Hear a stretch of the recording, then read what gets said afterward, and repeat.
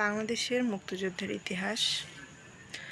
সর্বদলীয় রাষ্ট্রভাষা সংগ্রাম কমিটি গঠিত হয় 1952 সালে। তমদুল মজলিসকে প্রতিষ্ঠা করেন আবুল কাশেম। আমার ভাই রক্তে রাঙানো 21শে ফেব্রুয়ারি আমি কি ভুলিতে পারি গানটিকে রচনা করেন আব্দুল গাফফর চৌধুরী।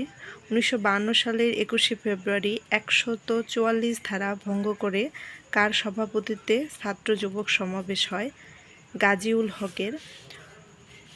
কোন দেশ বাংলা ভাষাকে তাদের অন্যতম রাষ্ট্রভাষা হিসেবে স্বীকৃতি দিয়েছে? Sierra Leone.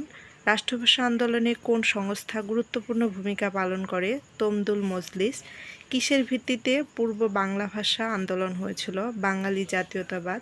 1952 সালের 21শে ফেব্রুয়ারি তারিখে তৎকালীন পাকিস্তানের প্রধানমন্ত্রী কে ছিলেন? খাজা নাজিমুদ্দিন। 1954 সালের নির্বাচনে যুক্তফ্রন্ট কতটি আসন জয়লাভ করেছিল? 223টি। 1954 সালের পূর্ব পাকিস্তানের প্রাদেশিক নির্বাচনে যুক্তফ্রন্টের প্রতীক কী ছিল? নৌকা। ঐতিহাসিক 21 দফা দাবির প্রথম দাবিটি কী ছিল? বাংলাকে অন্যতম রাষ্ট্রভাষা। ঐতিহাসিক 6 দফা দাবিতে কোন দুটি বিষয় কেন্দ্রীয় সরকারের হাতে রাখার প্রস্তাব ছিল? প্রতিরক্ষা ও পররাষ্ট্র। ভাষা শহীদদের মধ্যে ঢাকা বিশ্ববিদ্যালয়ের ছাত্র ছিলেন বরকত। কেন্দ্রীয় শহীদ মিনার প্রথম কোন তারিখে নির্মিত হয়?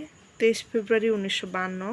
অমর একুশে প্রথম সাহিত্য সংকলন 21শে ফেব্রুয়ারি সম্পাদনা করেন কে? হাসান হাফিজুর রহমান। যুক্তফ্রন্ট কবে গঠিত হয়? 1953 সালের 4 ডিসেম্বর। শহীদ আসাদ দিবস কবে? 20 জানুয়ারি।